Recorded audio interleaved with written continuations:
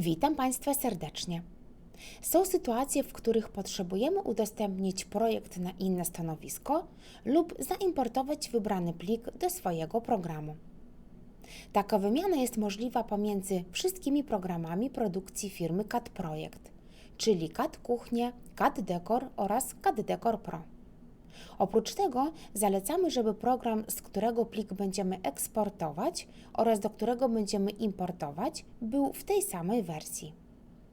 Żeby udostępnić plik z projektem, po uruchomieniu programu z pozycji okna wyboru projektu zaznaczamy wybrany przez nas plik lub za pomocą klawisza Ctrl grupę plików, a następnie spod prawego przycisku myszy wybieramy Eksportuj projekty.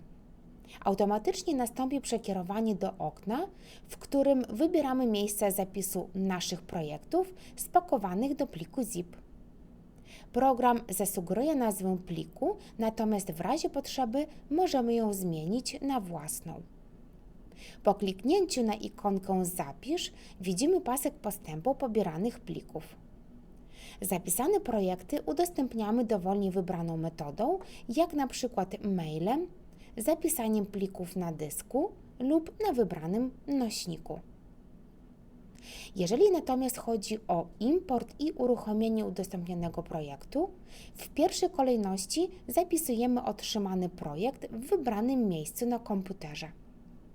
Następnie po uruchomieniu programu, również z poziomu okna wyboru projektu, klikamy na ikonkę Importuj.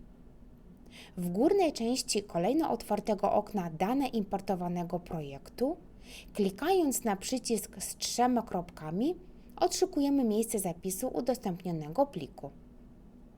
Po odnalezieniu go i zaznaczeniu, klikamy na przycisk Otwórz.